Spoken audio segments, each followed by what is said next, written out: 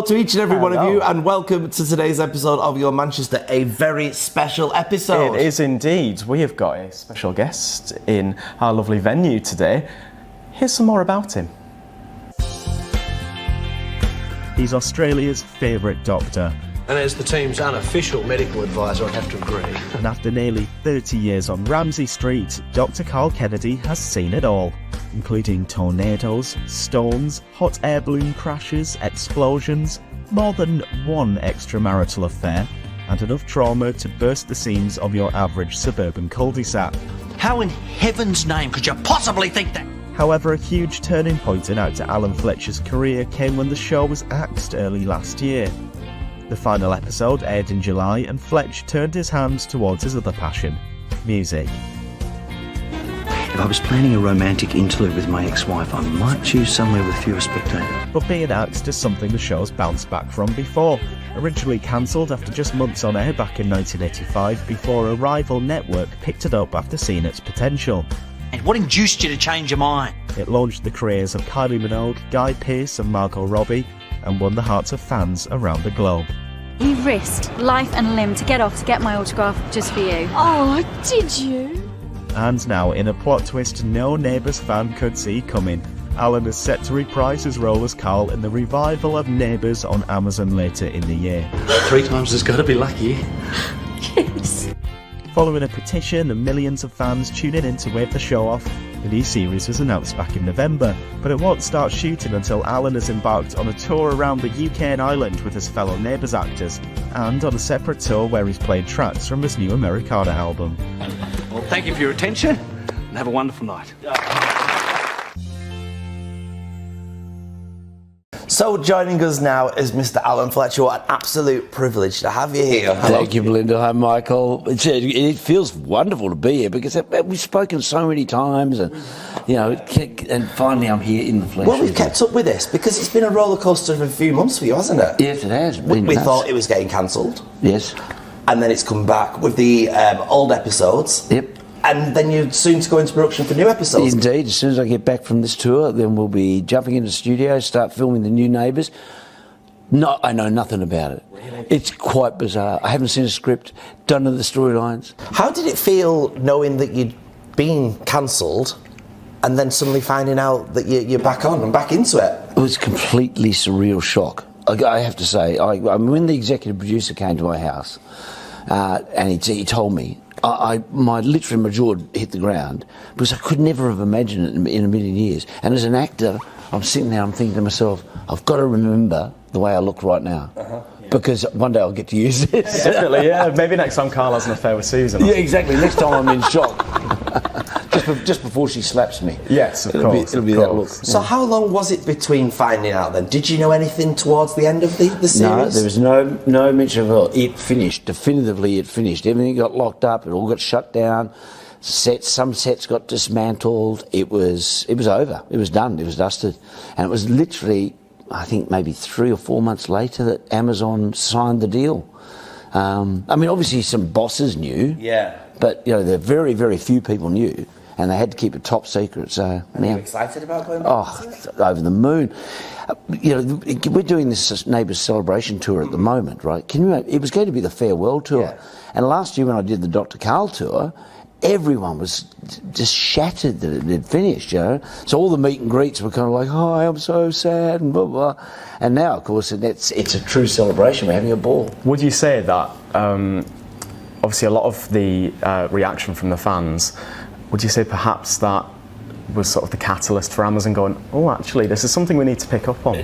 In my mind, I don't sit in an Amazon boardroom, but besides the fact that I'm so grateful that they picked us up, in my mind, the fact that 5.5 million people cumulatively watched the show, the last episode here in the UK, and it was the top rating program in Australia on the night that the last episode showed, surely that must have weighed on someone's mind and they sit back and say, there is a market here. But does that not make you question why they even thought about cancelling it in the first place? To be honest, the cancellation was related to a business decision at Channel 5. They wanted to spend, they said that they wanted to spend the money on UK programs, and to be fair, in Australia, we're always saying to our TV producers, make Australian shows. Yeah. So, fair game. And then you've got to question about the other actors that maybe thought it was the end of their time in Neighbours. They've gone on to get other parts. And they could have basically continued on their work, because we've got to remember this is work for a lot of people, not just on screen, behind the scenes as well. We're talking virtually 200 people. Wow. But look, there are some people who have moved on. Some people would have wanted to have moved on anyway. We're going to rebuild this studio crew with new people. And I think a lot of characters are coming back. They've made some announcements of, I think we're up to about 8 now, or 9 people coming back. 7 this week. Yep. So we've got the likes of Annie Jones playing Jane Superbrain. Yeah. Obviously Rebecca's back as Therese. Yes. We've got Tim back as Leo. And then we've also got Georgie as Mackenzie, which is she's fantastic. Of course, that was a wonderful, wonderful thing to happen. I was so thrilled. I didn't think we'd be able to keep her, but we have been able to keep her, and it's a blessing for the show. So how do they go about unravelling the stories that seem to come to the epilogue and then restarting it? This is possibly a difficult question, given you have no idea what's about to go on. I know, but that's a great challenge, and our executive producer, Jason Herbison, who actually he wrote that last episode, he's a brilliant writer, so I have absolute confidence that he and the story team will find a beautiful and elegant way to reintroduce Neighbours back. I imagine in his head he was probably mapping out a sort of way to unravel anything if it did come back, I gather, at the time, sort of. I don't know that there was anything particularly about the last episode that would suggest that it was a teaser for something else. I just think that the way they finished it was with love and affection. It was beautiful. And respect. There's a beautiful line in Susan's last monologue, and I get to say it actually in the Neighbours Celebration Tour, where we talk about the fact that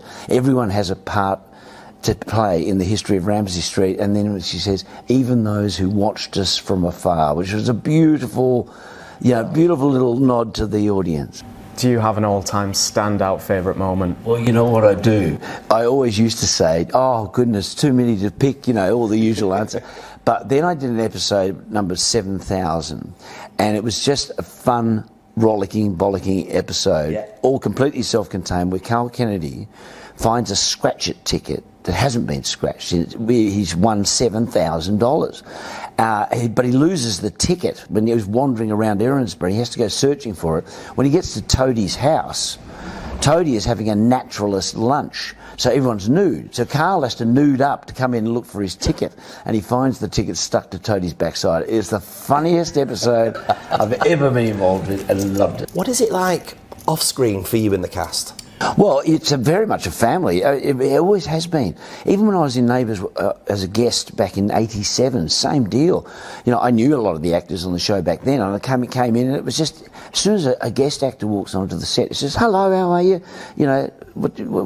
Tell us your story, and it's just a welcoming atmosphere, because we make the show so fast. I mean, really, we are powering to get this show made. So there's no room for any prima donnas. There's no, you just got to get on with it, and everybody has to look after each other.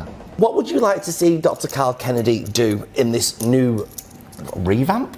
Yeah. Well, another affair, maybe? Well, I don't know about that. I don't know about specific stories, but my only interest, and this is all I say to the writers, is just make it interesting, make it challenging. As an actor, that's all you want. You just want the storylines to be challenging and interesting. The one thing that I know that they will do with the show is they will respect the fans and respect the fact that the people want to see the show they loved.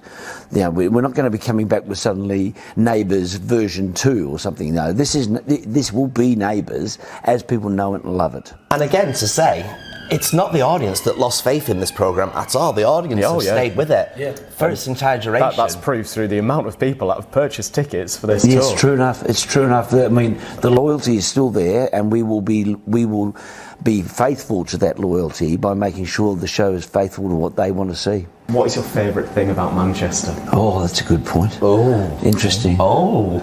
Because my favourite thing, I think, I was wandering down, after seeing Peaky Blinders, which I was devoted to, I went for a wander right all along the canals yesterday. Yeah. And there's something about this kind of the industrial nature of Manchester. And I was wandering on the canal and went under one of the railway bridges, and they're massive, you know. And then suddenly I walked out the other side, and it's Roman ruins.